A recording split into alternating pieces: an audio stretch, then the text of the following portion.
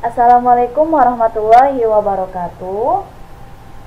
Jika ingin mencari kebenaran, jangan hanya melihat dari satu sisi saja.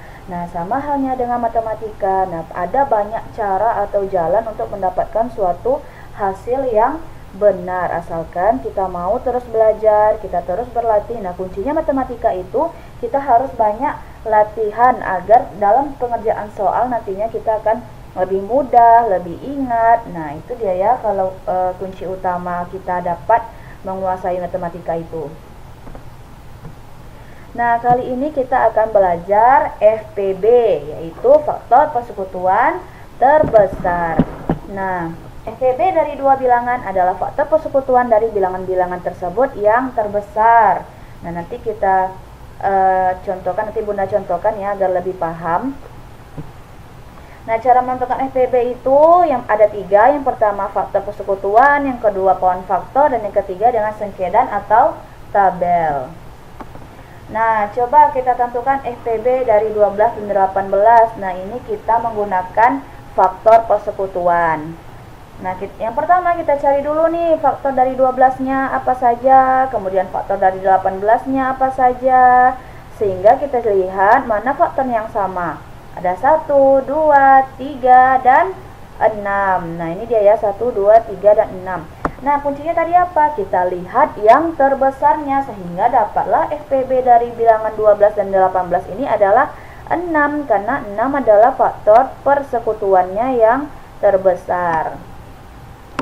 Selanjutnya dengan cara pohon faktor atau sengkedan.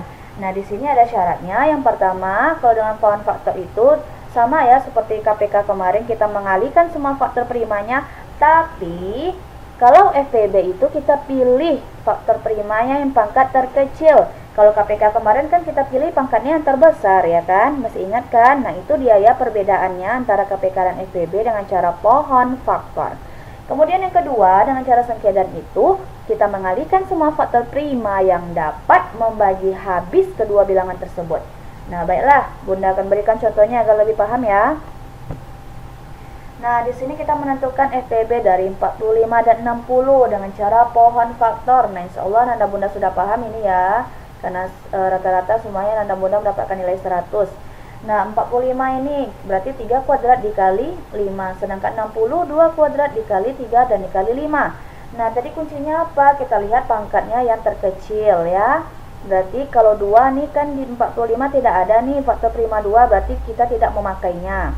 Nah, lanjut kita berlari ke yang 3.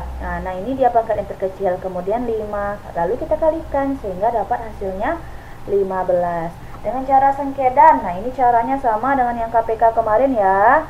Kuncinya tadi kalau FPB itu kita lihat mana sih yang habis kalau dibagi. Nah, kalau ini dibagi 2 kan tidak habis nih. Sehingga kalau dibagi 3 dia habis ya, 45 bagi 3, 15 dibagi 3, nah ini habis. Kemudian 5, nah ini juga habis, 5 dibagi 5 yaitu hasilnya 1. Sehingga dengan cara sengkedan itu dapatlah sama hasilnya ya, dengan cara pohon faktor FPB nya didapatkan hasil 15. Nah, baiklah, di sini ayo kita sama-sama berlatih apa yang dimaksud dengan FPB. Kemudian Ananda menentukan FPB dengan dari bilangan 12 dan 16 dengan dua cara, yaitu pohon faktor dan sengkedan. Nah, kemudian yang nomor 3, ini sudah dapat nih faktorisasinya, tinggal kita cari saja FPB-nya ya. Nah, nih dari kuncinya kita harus melihat pangkat yang terkecil. Nah, berarti sudah paham ya.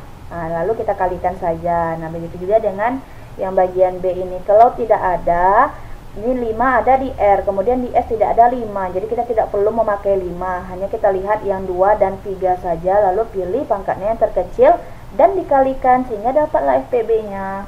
Baiklah, jika ada yang tidak paham nanti silakan japri Bunda. Cukup sekian pembelajaran hari ini. Assalamualaikum warahmatullahi wabarakatuh.